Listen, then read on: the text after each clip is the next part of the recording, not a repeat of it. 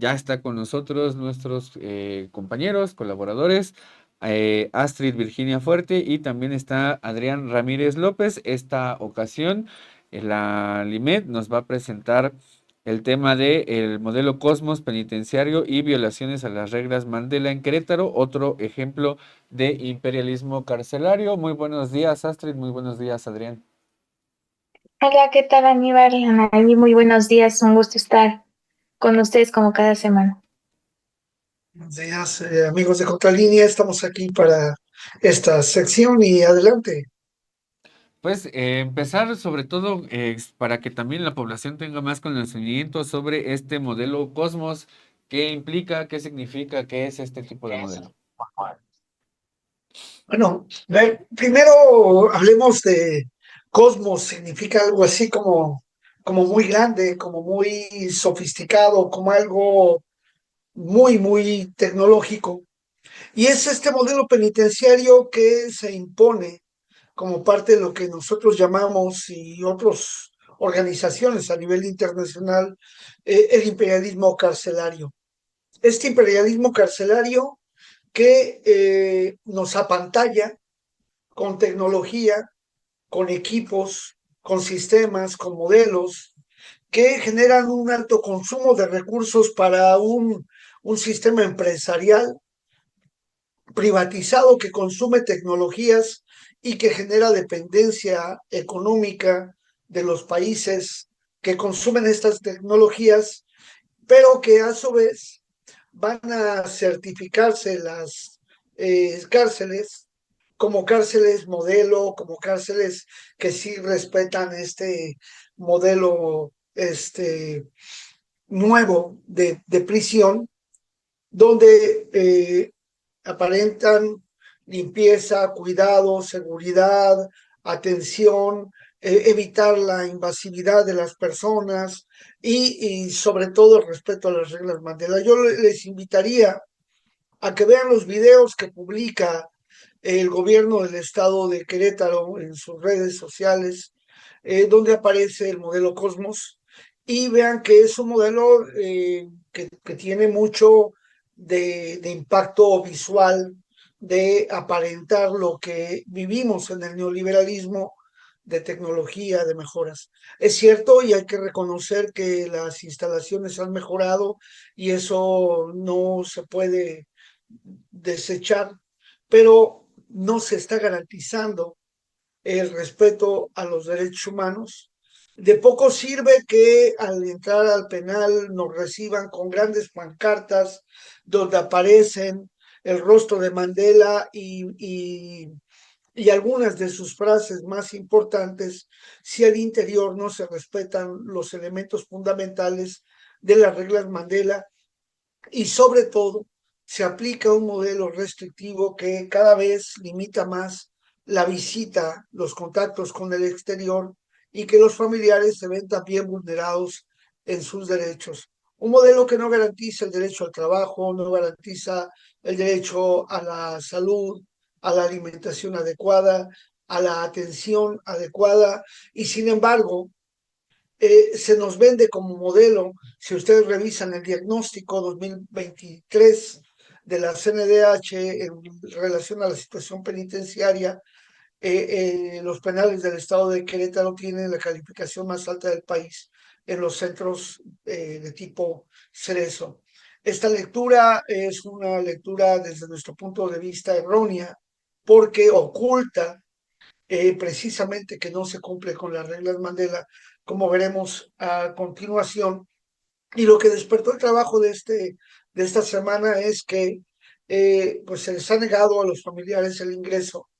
al centro penitenciario, aparentemente porque no se cumplen con la vestimenta o con las características del ingreso. Tal es el caso de Jacqueline Castillo Ortiz, que el martes pasado no pudo entrar a pesar de que llevaba la ropa que el reglamento establece. Ella pidió que le pasaran con alguien para que le respondieran por qué no le permitían el paso, ya que cumplía perfectamente con eso. Y sin embargo, le negaron el paso, la recorrieron y le generaron a ella, bueno, a su esposo y a ella una situación que tiene que comparecer ante el Consejo Técnico Disciplinario por faltas a ese reglamento. Y la Comisión, la Defensoría de Derechos Humanos del Estado de Querétaro, pues ha dicho que no va a acompañarle el día de esa comparecencia en carácter simplemente de testigo, cuando menos para que vean que no se respetan los derechos y que aparentemente el reglamento que no produce violación a derechos humanos, porque en aplicación del reglamento se le niega el ingreso, en realidad se está violentando el derecho a la visita que las reglas Mandela contemplan. Y es ahí donde iniciamos esto y pues para complementar ahí viene Astrid. Pues sí, bueno, hay una situación penitenciaria en el país que es el reflejo de todo un modelo de justicia que es corrupto, en el modelo de sanciones penales, y insistimos mucho en estos temas que pues hemos venido tocando a lo largo de los programas, porque tenemos que insistir para aprovechar el momento que estamos viviendo ahora en México con esto del cambio en el Poder Judicial, que también se tiene que ver este tema, ¿no? De las situaciones penitenciarias, porque de ahí viene la justicia que se le da o no a las personas. Entonces, por eso precisamente insistimos mucho. Tenemos 32 sistemas penitenciarios en donde pues no todos tienen evidentemente pues las mismas condiciones, no se manejan de la misma manera, y tenemos que indicar ese modelo penitenciario para todo el país, para que todos sigan ese mismo modelo, para que pueda haber un clima donde se haga valer verdaderamente los derechos de los internos, que las condiciones de verdad mejoren, para que haya también una reinserción social, que también lo hemos estado pues insistiendo mucho, porque es sumamente importante que los centros penitenciarios tengan un modelo que acerque a las personas o a los internos a una reinserción social que sea efectiva, que sea adecuada, porque no lo hay, ¿no? Entonces tenemos que ver esta parte. Y por supuesto que el diagnóstico que hace la Comisión Nacional de Derechos Humanos es pues un gran paso para este tipo de situaciones, para que podamos avanzar un poco más, para que se mejore el sistema penitenciario, pero tenemos que ver mucho más allá de las instalaciones, mucho más allá de lo que ya mencionaba ahorita Adrián con lo del sistema Cosmos que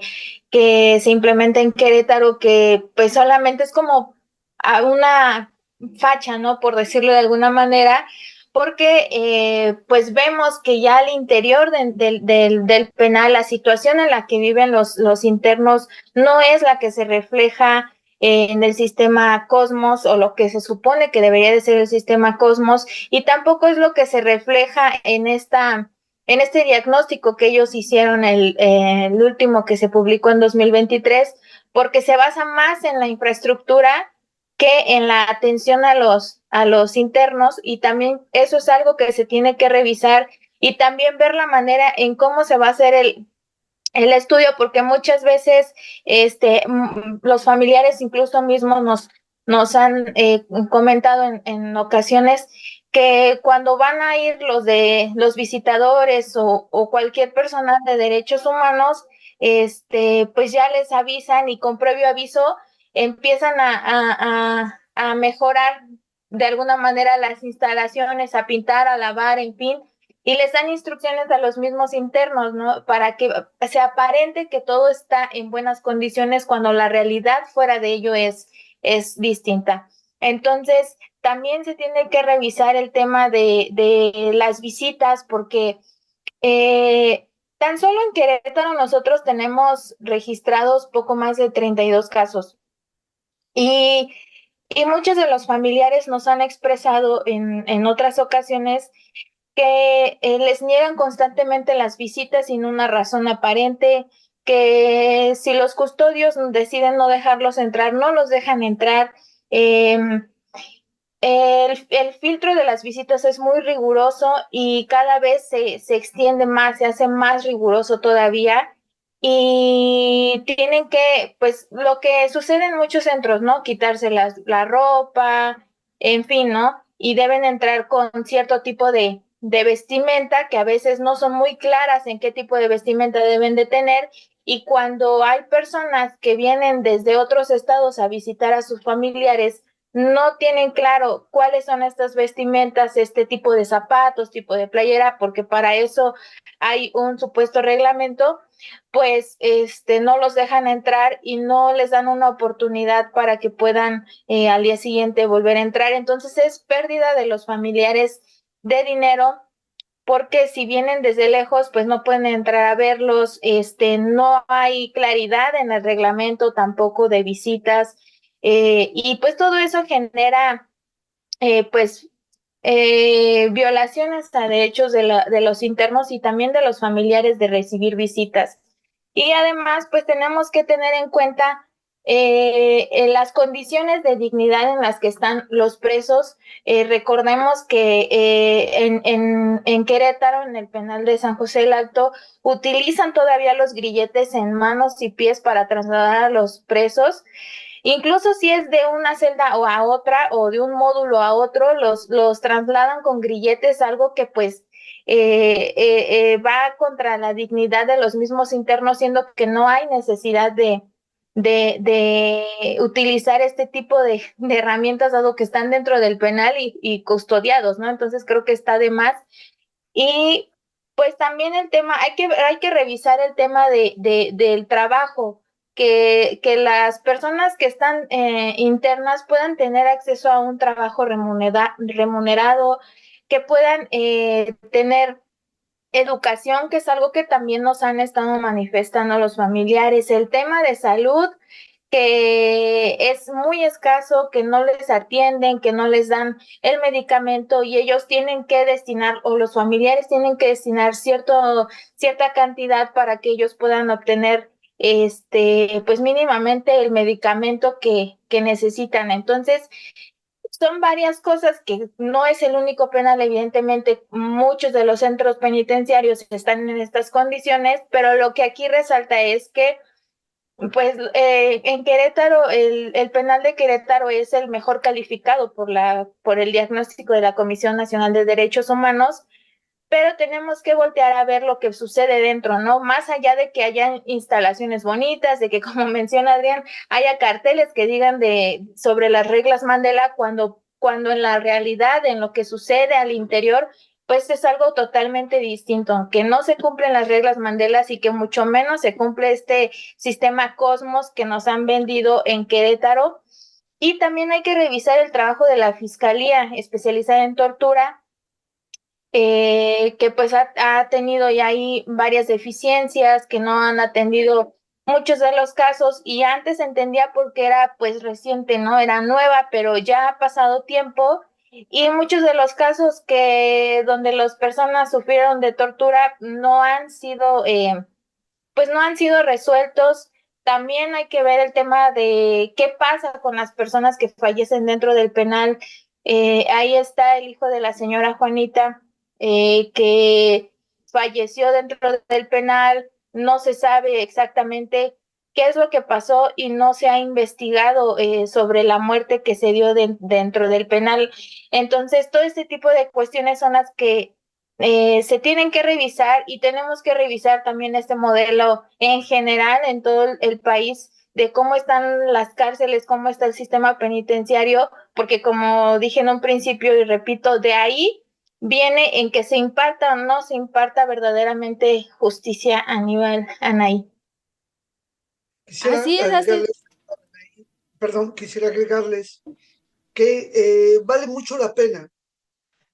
hacer este llamado al nuevo aire que toma el segundo piso, diríamos, de la CNDH con el refrendo de la administración actual con Rosario Piedra Ibarra, para que mejore el mecanismo del diagnóstico, ya que hay algunos ítems que no se contemplan adecuadamente y que permiten estos enmascaramientos las reglas Mandela. Por ejemplo, en materia de educación, en materia laboral, no se indica cuántos están laborando. No viene un porcentaje de presos que están laborando, cuánto ganan, qué prestaciones sociales tienen, cuál es el fondo de ahorro que se les genera. No está. ¿Cuántos reciben educación? ¿Qué tipo de educación? Si primaria, secundaria, preparatoria, licenciatura, especialidad. No viene.